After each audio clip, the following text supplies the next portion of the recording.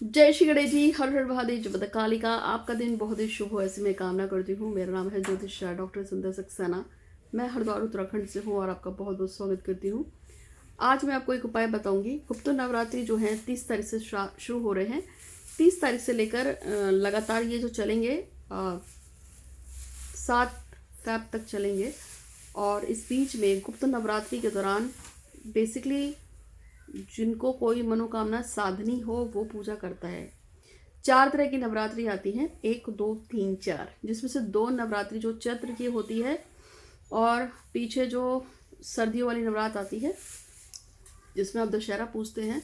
ये 2 नवरात्रि तो पूरा संसार बनाता है, लेकिन इसके अलावा 2 गुप्त नवरात्रि भी आती है। एक अभी जनवरी में आई है, 1 जुलाई के आसपास आएगी। इस तरह से टोटल 4 नवरात्रियाँ होती हैं। ठीक है, तो जो 2 नवरात्रियाँ होती हैं वो तो गृहस्थों के लिए होती हैं, जिसके बारे में आप जानते ही हैं।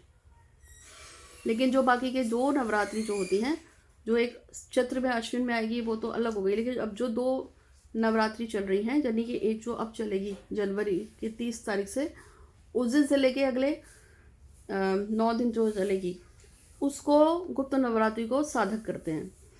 साधक से मतलब ये होता है कि आप और हम जैसे लोग, अगर हमको किसी देवी या देवता को साधना हो तो ये गुप्त नवरात्रि हमारे काम आती है। जैसे कि मान जाए आपको गणेश जी की साधना करनी है, दुर्गा की साधना करनी है, काली की करनी है, हनुमान जी करनी है, किसी भी खास देवता की अगर करनी है तो काली दुर्गा से परमिशन लेके, गणेश जी के और इनसे परमिशन लेके कि मैं इन 7 दिनों में अमुक देवी या देवता की साधना करना चाहता हूँ, वो आप उस पर आप कर सकते हैं। ठीक है, तो ये तो रही साधना की बात। तो अगर आप चाहें तो इस दौरान में जो है साधना काल में इसको रख सकते हैं। एक तो ये हो गया, और साथ में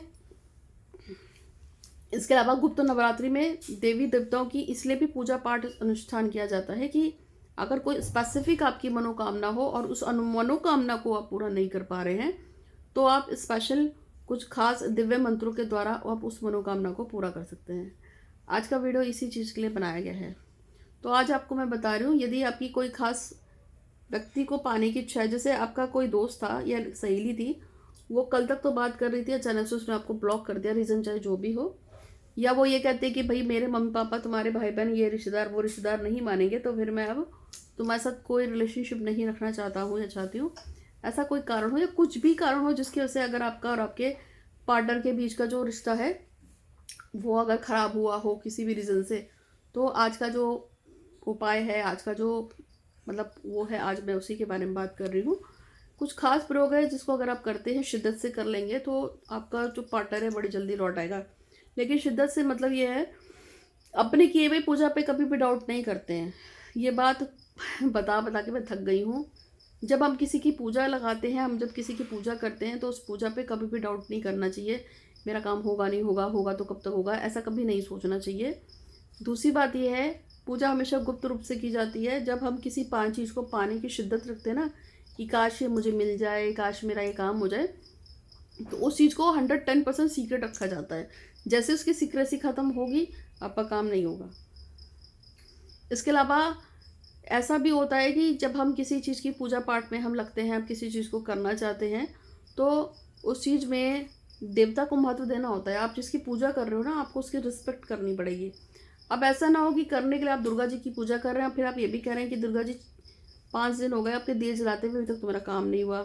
जैसे मुझे लोग ना दूसरे चौथे दिन में कंप्लेन करने लगते हैं, अरे मैडम मैंने आपको बताया वो उपाय किया था, 2 दिन हो गए मेरा अभी काम नहीं हुआ था। ऐसे नहीं है। कभी कभी आपके उपाय पे डिपेंड करता है कि आप जो उपाय कर रहे हैं आप कितनी श्रद्धा से कर रहे हैं। आपको बस श्रद्धा करना है। करने के लिए काम 2 घंटे में नहीं, 2 मिनटों में भी हो जाता है, अगर आपकी श्रद्धा निष्ठा सच्ची हो। और आज मैं आपको जो उपाय बता रही हूँ वो भी मैं बताऊँगी, जो अगर आपने ढंग से किया तो आपका पार्टनर बड़ी जल्दी आपके पास लौट आएगा जो खो गया है, यानी कि जो आपको छोड़ के चला गया है। तो क्या करना है और कैसे करना है, चलो हम इसकी स्टार्ट कर देते हैं। तो आप इसको कब कर सकते हैं, गुप्त नवरात्र पे कर सकते हैं। और वैसे आप इसको किसी भी, जब अमावस ख़त्म होती है और जो पूर्णमासी तक जो शुक्ल पक्ष होता है, उस शुक्ल पक्ष में के किसी भी सोमवार से आप कर सकते हैं, या शुक्ल पक्ष से कर सकते हैं, लेकिन अमावस पे अवॉइड करना। मतलब पूर्णमासी से अमावस के बीच में नहीं करना है। इसको ऐसे समझ लो कि पूर्णमासी जिस दिन ख़त्म हो रही है और अमावस के बीच में ये उपाय मत करना, उसके बाद कर लेना, ठीक है। तो क्या करना है, अगर आपका साथी गुम मतलब छोड़ के चला गया है, तो आपको 5 अशोक का पेड़ होता है ना, अशोक का पेड़, उसके 5 पत्ते लेने हैं। अशोक के 5 पत्ते लेंगे और उन अशोक के पत्तों पे आपको जय माँ सीता लिखना है। लेकिन कैसे लिखना है, आपको अपनी इस वाली फिंगर का, ये जो फिंगर है ना, इस फिंगर का प्रयोग करते हुए आपको हल्दी में ये फिंगर प्रयोग डालकर, उसके बाद आपको जय माँ सीता पत्ते पे लिखना है। किसके पत्ते पे लिखना है? अशोक के पत्ते पे।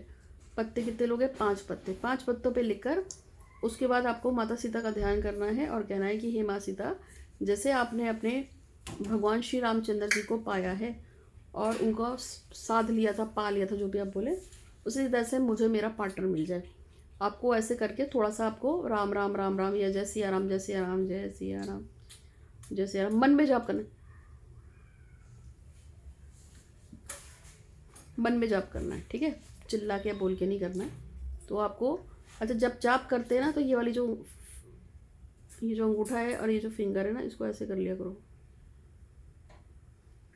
इसको ध्यान मुद्रा बोलते हैं। मैं भी जब जाप करती हूँ तो इस एक हाथ पे मेरी माला रहती है, लेकिन एक हाथ पे मेरी ऐसे ध्यान मुद्रा बनी रहती है। तो उल्टे हाथ को तो मैं ऐसे जोड़ के रखती हूँ और सीधे हाथ पे मैं जाप करती हूँ। तो जाप करते समय माला ऐसे रहती है। ये जो दोनों उंगलियाँ होती हैं, ये काम नहीं करती, और ये वाली भी काम नहीं करती, ये ऊपर रहती है मेरी हमेशा।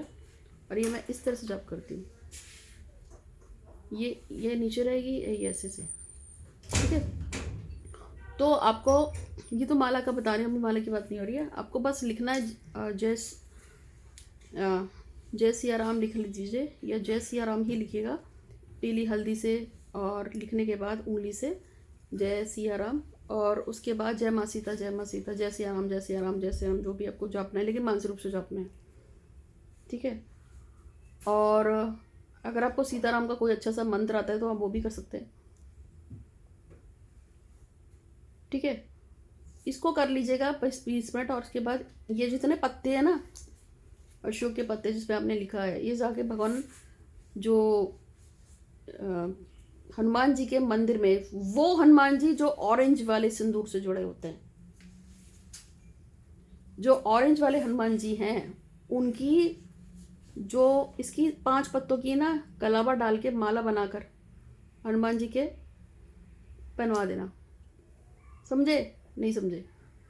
5 पत्ते लिए या 7 पत्ते लिए, उस पर जय सिया राम लिखा, माता से प्रार्थना की कि मेरे पार्टनर से मुझे मिला दो, लड़का या लड़की जो भी है। थोड़ी देर जय सिया राम का जाप किया और उसके बाद ये हनुमान जी को गले में बना दिया। ये सारा का सारा जो काम करोगे हनुमान जी के मंदिर में करोगे। और कौन सा हनुमान जी का मंदिर? जो सिंदूरी हनुमान जी है, तब ये काम करेगा। करके भूल जाना, गाना नहीं है, ढिंडोरा नहीं पीटना, दिन मत गिनना, काम अपने आप हो जाएगा, ठीक है। और कुछ पूछना हो तो मुझे व्हाट्सअप कर सकते हैं। और बाकी आप प्रार्थना करते रहें भगवान से, सारे काम अच्छे होंगे। हाँ, शिद्दत से पूजा किया करो, थोड़ा दान वान किया करो। जितना आप दान करते हैं तो आपके कष्ट कटते हैं, याद रखना। दान करने से आप जितना दान करेंगे, खासतौर पे लोगों को खाना खिलाएंगे, आपके कष्ट कट जाते हैं। उम्मीद है कि आपका वीडियो पसंद आएगा, अच्छा लगा तो लाइक कीजिएगा, शेयर कीजिएगा। आज के लिए इतना ही। आपका दिन शुभ हो। हर माधव, धन्यवाद।